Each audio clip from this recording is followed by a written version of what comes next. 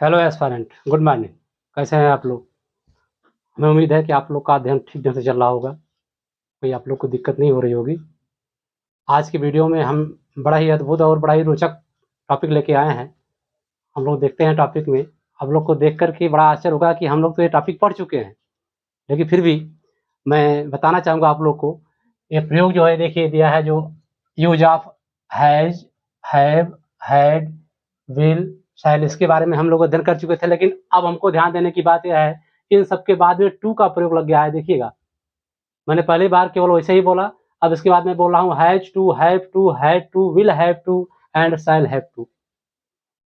अब अंतर इसमें इतना ही है, जहाँ पर हमें मजबूरी या बाध्यता की बात प्रकट की जाए। आज के समय में हर कोई इंसान किसी न किसी कार्य में बाध्य रहता है, मजबूर रहता है, उसको करना ही पड़ता है, लिखना ही पड़ता है, जाना ही पड़ता है। इस तरह से वाक्य में हम प्रयोग करते हैं आए दिन अंग्रेजी में। तो यहाँ पर अगर हम देखते हैं कि मजबूरी या बाध्यता के लिए जो कंपल्सन व्यक्त कर रहा है, for expressing the compulsion we have to use has to, have to, will have to, ETC. तो हम देखते हैं यहाँ पर, आइए हम थोड़ा-सा वर्णन करते हैं कि जहाँ पर मजबूरी की बात या बाध्यता की बात प्रकट की है, वहाँ पर हम हैव आदि का प्रयोग करते हैं। तो कैसे प्रयोग करते हैं, थोड़ा-सा रूल्स पर हम लोग दृष्टि डालते हैं। हमने यहाँ पर लिखा प्रेजेंट टेंस। क्या लिखा? प्रेजेंट। प्रेजेंट टेंस में जो है, जिसमें है, हूँ, है आता है, प्रेजेंट टेंस में है, हूँ, है आता है, उसमें हैज़ और हैव का प्रयोग करते हैं। जैसा कि मैंने प्रीवियस वीडियो में हम लोग ने पढ़ा कि हैज़ और हैव का प्रयोग प्रेजेंट में ही आता है। केवल उसमें पास्ट के अर्थ में आता था, लेकिन इसमें पढ़ता है के अर्थ में आता है, बाध्यता की बात आती है। जैसे मुझे जाना है, तुम्हें लिखना है, उसे पढ़ना है, इस तरह से वाक्य में। तो यहाँ पर देख लेते हैं हम थोड़ा-सा, हैज़ टू, हैव टू, यह दोनों जो है प्रेजेंट टेंस के लिए प्रयोग किया जाता है, वर्तमान काल के लिए प्रयोग किया जाता है। इसमें मैंने सब्जेक्ट को इंडिकेट कर दिया है कि ही, सी, इट, दिस, दैट, कोई एक नाम मतलब राम, श्याम, सीता, गीता, कोई एक नाम हो जाए, अथवा एक वचनकर्ता के साथ किसका प्रयोग करेंगे हम? हैज़ टू का प्रयोग करेंगे। जैसे एग्जांपल में बता दे रहा हूँ, उसको जाना है, he has to go। सरला को चाय बनानी है, सरला हैज टू मेक टी। या उसे पढ़ना है, सी हैज टू रीड। राम को लिखना है, राम हैज टू राइट। इस तरह से वाक्य को हम, या इस लड़के को पढ़ना है, this boy has to read, इस तरह से हम प्रयोग करेंगे। वर्तमान में पढ़ना है या पढ़ता है के अर्थ में प्रयोग करेंगे। और हैव टू का प्रयोग देखिए, यहाँ पर मैंने लिखा है आई के साथ, वी के साथ, दे के साथ, यू के साथ, दीज, दोज या बहुवचनकर्ताओं के साथ हम हैव टू का प्रयोग करते हैं। जैसे इसको मौखिक में बता रहा हूँ, ओरली में, कि मुझे पढ़ना पड़ता है, आई हैव टू रीड। हमें जागना पड़ता है, वी हैव टू अवेक। उनको कार्य को करना पड़ता है, दे हैव टू वर्क। तुम्हें मेरी सहायता करनी पड़ती है, you have to help me. इन लड़कों को यहाँ रोज आना पड़ता है, these boys have to come here daily. इस तरह से वाक्य इसका हम प्रयोग करेंगे। अब हम आ जाते हैं पास्ट टेंस के बारे में।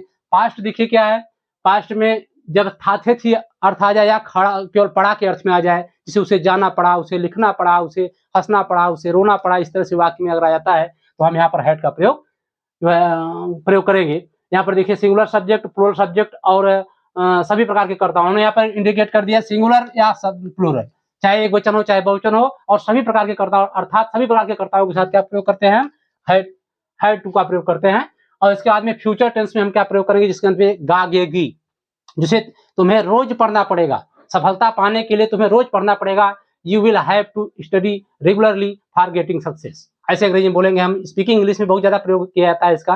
तो हम इसके प्रयोग में क्या करेंगे, जो फ्यूचर टेंस है, फ्यूचर टेंस में शैल हैव टू का प्रयोग कहाँ करेंगे? आई और वी के साथ। आई और वी के साथ हम क्या करेंगे? शैल हैव टू का प्रयोग करेंगे। और विल हैव टू का प्रयोग कहाँ पर करेंगे? शेष अन्य सभी कर्ताओं के साथ। बोला तो शेष अन्य सभी कर्ताओं का मतलब आई वी को छोड़कर, living I and we with all the subject we shall use will have to. अब हम थोड़ा सा स्ट्रक्चर पर ध्यान देते हैं, कैसे हम ध्यान दे रहे हैं इस पे, अफर्मेटिव पर, कि सब्जेक्ट रहेगा, फिर has, have, had, will have, shall have और प्लस टू, फिर मेन वर्ब की फर्स्ट फॉर्म, फिर ऑब्जेक्ट, फिर शेष रहेगा। या इसको हम ऐसे कह सकते हैं कि has to, have to, had to, will have to, shall have to का प्रयोग इस तरह से हम वाक्य में करते हैं। आते हैं थोड़ा सा हम इसको एग्जाम्पल के द्वारा समझने का प्रयास करते हैं। अगर एग्जाम्पल लगे तो हम और स्पष्ट हो जाएगा। मैंने जबकि मौखिक में ओरली मैंने एग्जाम्पल काफी दे दिया, फिलहाल मैं इस पे देना चाहूंगा। अब मैं एग्जाम्पल ले रहा हूं, देखिए जैसे वाक्य में, मैं वाक्य में ले रहा हूं, जैसे मुझे, जैसे मुझे मुझे कार्य करना पड़ता है, मुझे कार्य करना पड़ता है या मुझे कार्य करना है। इस तरह से अगर वाक्य आता है तो इसका अनुवाद हम कैसे करते हैं? देखिए कंपल्सरी जो है यहाँ पर दिखा रहा है, अनिवार्यता दिखा रहा है, तो कैसे अनुवाद करेंगे इसका अनुवाद देखिए कैसे कर रहे हैं। मुझे कार्य करना पड़ता है, I have to do the work, I have to do the work, मुझे कार्य करना पड़ता है। या आई हैव टू वर्क भी केवल हम कह सकते हैं, आई हैव टू वर्क से मुझे जाना है या मुझे जाना पड़ता है, आई हैव टू गो बस कह देंगे हम, चाहे मुझे पढ़ना के अर्थ में आए चाहे ना के अर्थ में आ जाए। इसके मैंने बताया कि कंपल्सरी या बाध्यता व्यक्त किया। हाँ, थोड़ा सा गौर देने की बात और है कि मुझे कार्य करना पड़ता है या बाध्यता के लिए अनिवार्य व्यक्त कर रहा है, लेकिन जब कोई चीज वहां पर सरलता से कोई चीज कहा जाए, नॉर्मली ढंग से कोई चीज हम प्रयोग करते हैं, तो वहां पर थोड़ा सा हम चेंज कर देते हैं। कहने का मतलब यह है कि जब विनम्रता व्यक्त करें जैसे मुझे कार्य करना पड़ता है, विनम्रता रूप से काम करना के लिए किया जाए, तो आई एम टू का प्रयोग कर सकते हैं। क्या करेंगे यहाँ पर? आई के साथ आई एम प्रयोग करेंगे, I am to do the work, I am to work भी कर सकते हैं जब विनम्रता का प्रयोग किया जाए। लेकिन जब कठोरता की बात व्यक्त की जाए तो वह क्या करेंगे? हम हैव टू, हैज टू और हैड टू का प्रयोग करते हैं। ठीक है, अब मैं एक एग्जांपल लेना चाहूंगा, हैड वाला एग्जांपल लेते हैं। अच्छा, राम को रात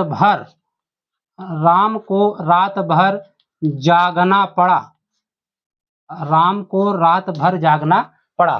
देखिए वाक्य इसमें मैं क्या लिखा हूं कि राम को रात भर जागना पड़ा या राम को रात भर जागना पड़ता था भी कह सकते हैं। इसका बनेगा कि Ram had to awake, AWAKE, Ram had to awake all the night. देखिएगा दोस्तों, मैंने क्या लिखा कि Ram had to awake all the night. Past tense में प्रयोग किया गया। पास्ट टेंस के लिए हम चाहे सिंगुलर सब्जेक्ट हो चाहे प्लूरल सब्जेक्ट हो, सबके साथ क्या करेंगे? हम हैड टू का प्रयोग करेंगे। यहाँ पर मैंने इंडिकेट किया है हैड टू का प्रयोग, था थे थी के अर्थ में आएगा। या केवल पड़ा भी लग गया, जैसे राम को रात भर जागना पड़ा, या मजबूरी बताया गया किसी कार्यवश उसको राम को क्या करना पड़ा? रात भर जागना पड़ा। अब मैं थोड़ा सा लेना चाहूंगा आप लोग को फ्यूचर टेंस में, इसका लेना चाहूंगा एग्जाम्पल। जैसे इसका एग्जाम्पल ले रहा हूं मैं, चपरासी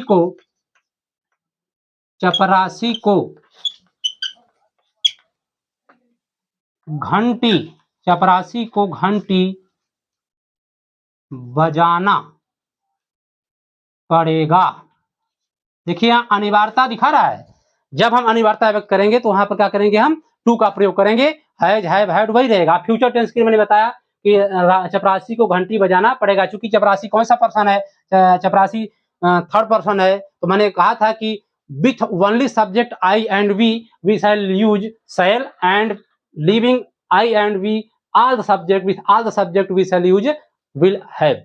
मतलब केवल आई वी को छोड़ करके सभी कर्ताओं के साथ हम क्या करेंगे? विल हैव का प्रयोग करेंगे। यहाँ पर मैंने एग्जांपल में लिखा विल हैव टू, शेष अन्य में आ रहा है, तो चपरासी को घंटी बजाना पड़ेगा। इसका बनेगा कि the peon, PEON, the peon will have to ring the bell, BELL, bell means होता है घंटी। चपरासी को घंटी बजाना पड़ेगा। अब इसी वाक्य का अगर हम निगेटिव लेना चाहते हैं, जैसे कि मुझे कार्य नहीं करना पड़ता है या मुझे कार्य नहीं करना है, क्या करेंगे? I have not to. बस इसी के बाद क्या करेंगे? नॉट का प्रयोग करेंगे। मतलब यहाँ पर हम नॉट लगा देंगे और इसके बाद फिर क्या करेंगे? हम टू का प्रयोग करेंगे। सभी रूल्स वही रहेगा। Have not to, has not to, had not to, will have not to या शैल हैव नॉट टू का प्रयोग हम कर देंगे। इस तरह से एग्जाम्पल करेंगे। और हम एग्जाम्पल ले लेते हैं, थोड़ा सा इंट्रागेटिव में ले लेते हैं। देखिएगा पहले वाक्य थोड़ा सा देखिएगा, इंट्रागेटिव में लेना चाहूंगा। इंट्रागेटिव कैसे ले रहा हूं? इंट्रागेटिव में हम वाक्य मिलेंगे,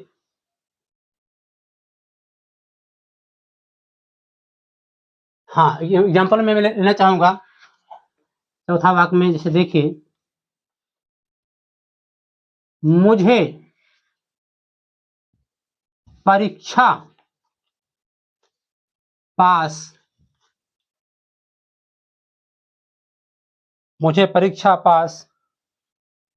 करनी है, तो सिंपल वाक्य है, करनी है। इसका बनेगा कि आई अगर हमें कहेंगे तो वी लगाएंगे, मुझे परीक्षा पास करना है, I have to pass the exam, I have to pass the exam.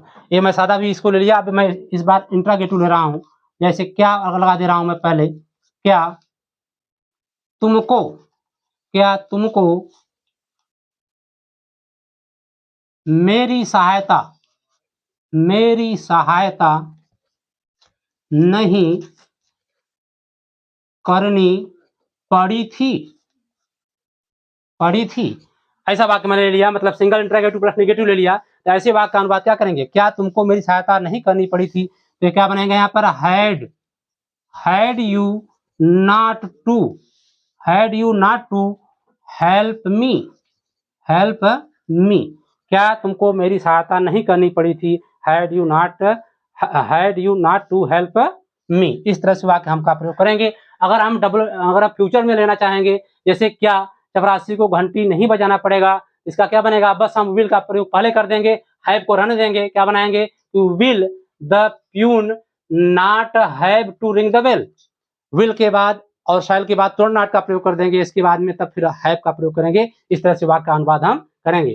तो अब हम फिर एक बार मैं रिपीट करना चाहूंगा कि हैज, हैव, हैड आदि का प्रयोग कब किया जाता है, जब किसी कार्य को करने के लिए बाध्यता या मजबूरी व्यक्त की जाए, कंपल्सिटी व्यक्त किया जाए, तो वहां पर हम इसका प्रयोग करते हैं। सिंगुलर सब्जेक्ट के साथ हैज टू, प्लूरल सब्जेक्ट के साथ हैव टू, या प्रेजेंट टेंस में प्रयोग किया जाता है। पास्ट टेंस में विथ ऑल द सब्जेक्ट, मतलब एक वचन हो चाहे बहुवचन, सबके साथ प्रयोग किया जाएगा। और इसके बाद में जो है फ्यूचर टेंस रहेगा, तो आई और वी, सब्जेक्ट आई वी जो फर्स्ट फॉर्म का रूप होता है, आई और वी के साथ क्या करेंगे, शैल हैव टू का प्रयोग करेंगे। और जो है कि अन्य कर्ताओं के साथ क्या करेंगे, विल हैव टू का प्रयोग करेंगे। अब मैं पिछले वाक्य समान में एक एग्जांपल में देना चाहूंगा, आप लोग उसको लिख करके हमें वाक्य में जरूर दीजिएगा। जैसे मैं एक वाक्य को मौखिक में ही बोल रहा हूँ, फिर लिख भी दे रहा हूँ। जैसे तुम्हें इस चैनल को सब्सक्राइब करना पड़ेगा, क्या वाक्य है, तुम्हें इस चैनल को सब्सक्राइब करना पड़ेगा। मैं लिख दे रहा हूँ इसका हिंदी। अब इसको लिख करके इसको कमेंट में हमको जरूर दीजिएगा क्या इसका अनुवाद बनेगा। मैं यहाँ फार्मूला को ही थोड़ा सा इरेज कर दे रहा हूँ, इसी लिख दे रहा हूँ, ठीक है। देखिए, तुम्हें इस चैनल को सब्सक्राइब